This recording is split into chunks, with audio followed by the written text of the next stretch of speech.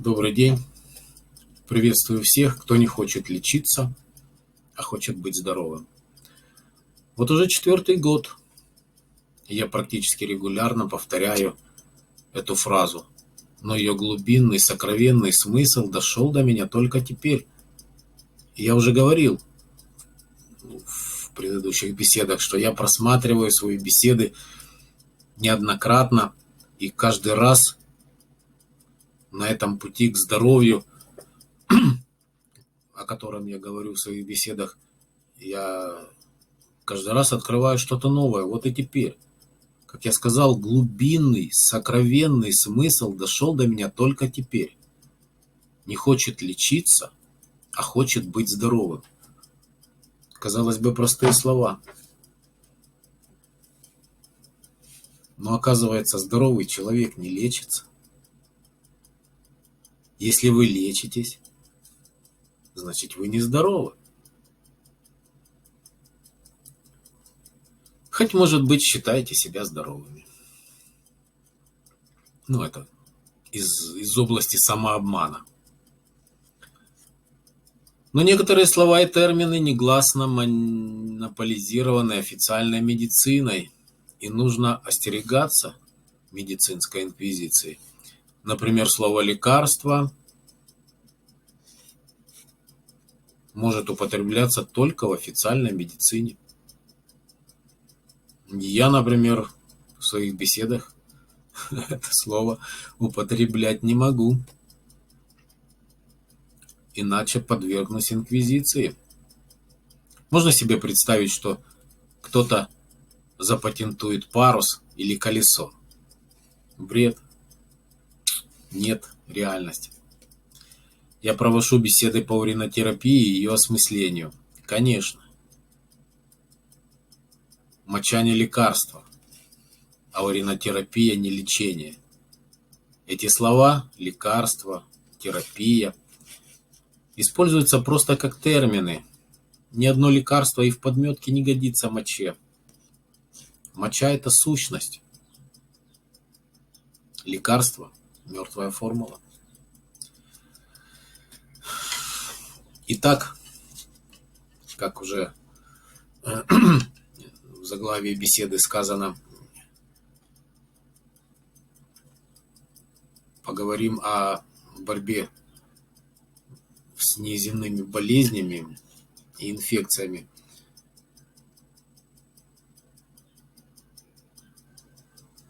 И в борьбе за жизнь. Борьба за жизнь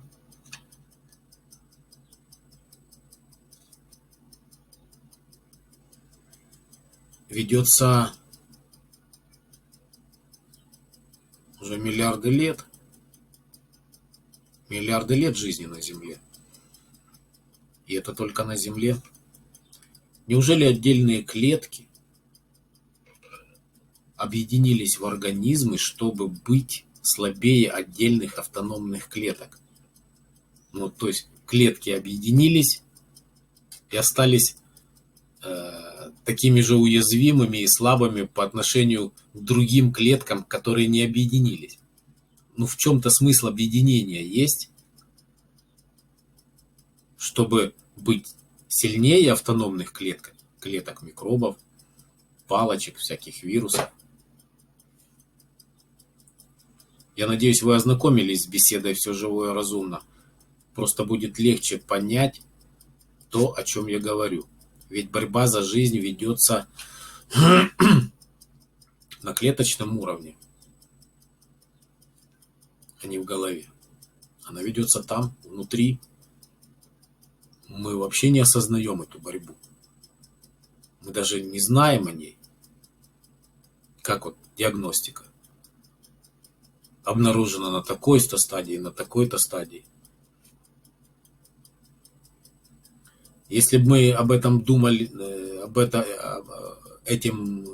этом заботился мозг, мы бы знали об этом на первой стадии, а не на третьей или на четвертой. Так что, как я уже говорил, мы не бьем сердцем, мы не боремся с болезнями. Все делает организм, состоящий из клеток. И все организм из клеток состоящий, и независимо от того, насколько он сложен и насколько разумен, процессы борьбы за жизнь везде одинаковы. Будь то дуб, собака, человек. Все происходит абсолютно одинаково. И не надо обольщаться своим человечеством, что вы человек. Вы обыкновенное сообщество клеток. Как я уже сказал, моча не лекарство, а сущность. Уринотерапия не лечение, а образ жизни. Применение сущности. Но тогда меня бы никто не понял и не воспринял, если бы я сказал применение сущности. Слово уринотерапия используется как термин. Например, слово атом по-гречески неделимый. Давным-давно известно, что он составной. Но слово осталось. Атом используется и поныне. Слово атом. Так и слово уринотерапия используется мной как термин, использовавшийся ранее. Но опять в толкованиях я все время немножко отхожу от темы. Все-таки вернемся к борьбе за жизнь. Первая вакцина была разработана и применена в 1796 году Эдвардом Дженнером против оспы. Больше 200 лет прошло. И опять встает один и тот же вопрос. За это время кто-то из медиков, биологов задумался и осмыслил то, почему привитые и непривитые организмы ведут себя с возбудителем по-разному. Банальный ответ, который сейчас дается медициной, появился иммунитет. Это примитивный ответ невежды. Даже если он дается специалистами, которые называют себя медиками, имеют звания профессоров, академиков. Это невежды, которые не осознают сущность бытия, не понимают ее. То есть это ответ невежды, который не разбирается в сути вопроса, в сущности бытия. На вопрос, что такое закаленный организм, вот я задаю, да? Что такое закаленный организм? Вот слушатели. Я спрашиваю вас, что такое закаленный организм? Ну и как всегда я слышу один и тот же ответ. Это возможность организма, многоточие. Это способность организма, опять многоточие. Так, возможность, способность. Да. Но чем они обусловлены, эти возможности и способности? Почему они появились, на чем они держатся? Понимаете? Иммунитет. Я понимаю иммунитет. А почему, если с той же оспой такого иммунитета не возникает, а после вакцины возникает? В чем разница? На чем держатся эти основы и возможности? Почему при взаимодействии с возбудителем не возникает такой иммунитет, как после вакцины? Тупик.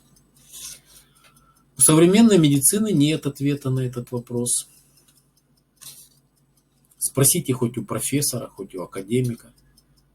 Больше 200 лет никто не задавался этим вопросом. Иммунитет, да и все. А каков ваш ответ? У меня есть ответ, но в этой беседе я его давать не буду. Как и на ранее озвученный вопрос, почему женский мозг в среднем на 200 грамм легче мужского. Тоже нет ответа у современной медицины. У меня есть ответ. То есть они пытаются что-то ответить. Плавают, шило, мыло там. Я четко скажу. Вот поэтому, поэтому и поэтому. Вот нет, вот поэтому. Все. Вот поэтому появляется иммунитет. Вот поэтому на 200 грамм женский мох в среднем меньше. Четко. Буквально пара фраз. А не мыльные пузыри и воздушные замки.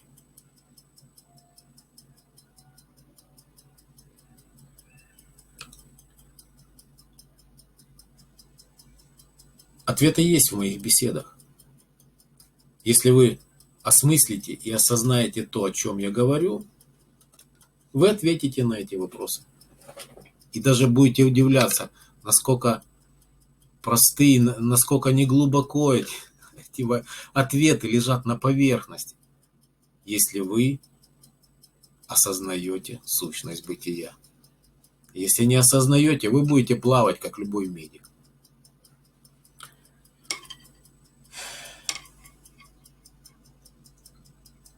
Никто ни о чем не задумывается.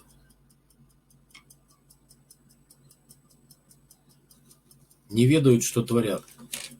Современные Франкенштейны делают разные вакцины от одного возбудителя. И все действуют по-разному. Медицинская вакцина – предмет искусственного происхождения. Инфекции, информацию от нее получают как организм вакцинируемый, так и организм, против которого используется эта вакцина. Ведь все организмы разумны, и то организм. Вакцина медицинская – нечто среднее между ними. Возбудители искусственная вакцина провоцирует на мутации, организм вакцинируемый провоцирует на выработку иммунитета. То есть палка о двух концах. Что такое искусственная вакцина? Она пользу приносит или вред?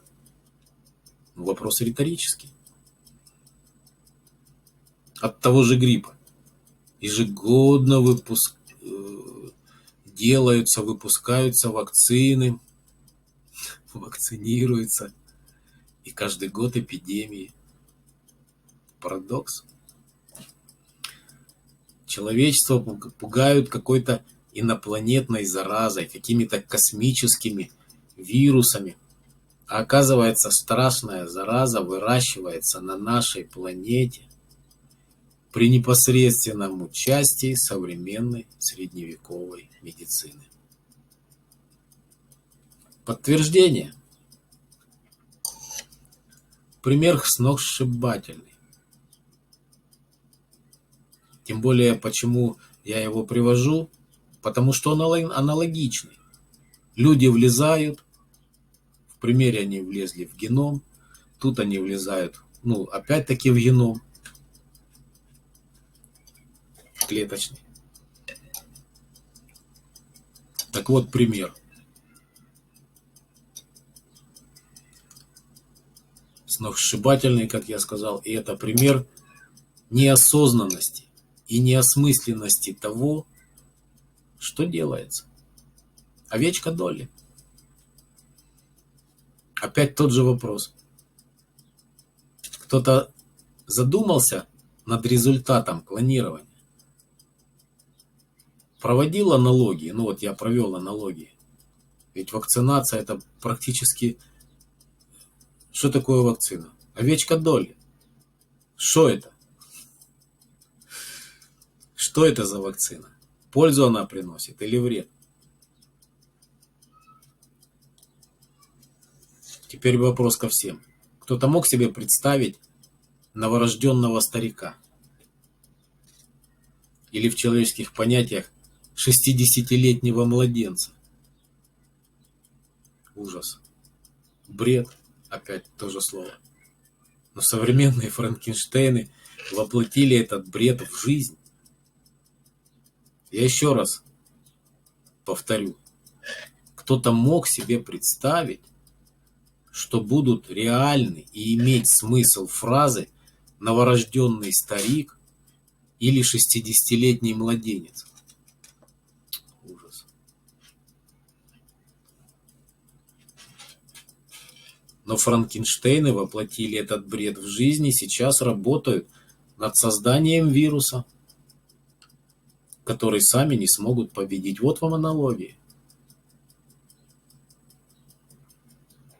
Нужно рассчитывать только на силы своего организма. Самое действенное, без побочных эффектов. Ну и, естественно, совершенно бесплатная вакцина – это ваша моча.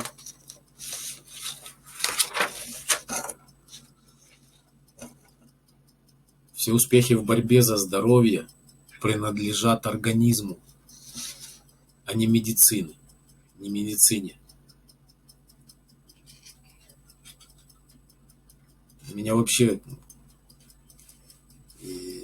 До меня вообще не доходит фраза, когда медики говорят, что они победили болезнь.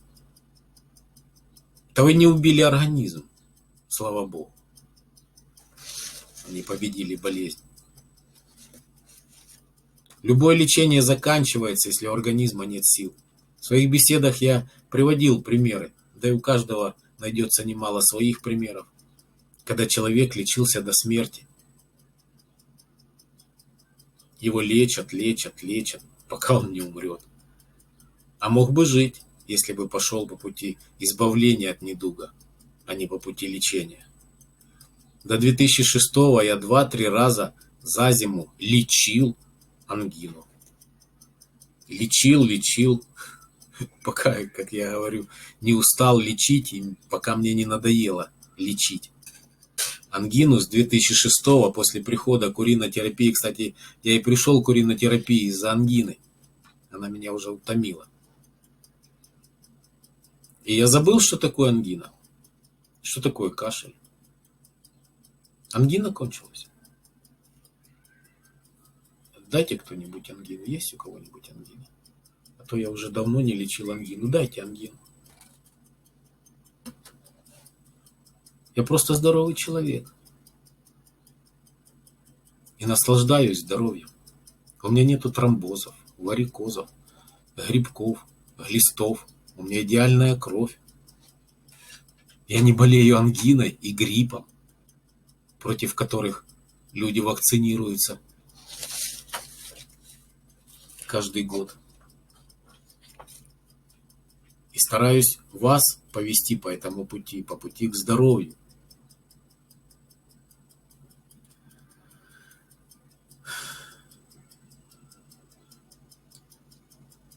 Но вы посмотрите. Кто-то скажет, что он страдает от, та же язва. Тот же этот, в легких, как он называется. Вылетело из головы. Идите по пути к здоровью и будьте здоровы. Не лечитесь, а будьте здоровы. До новых встреч.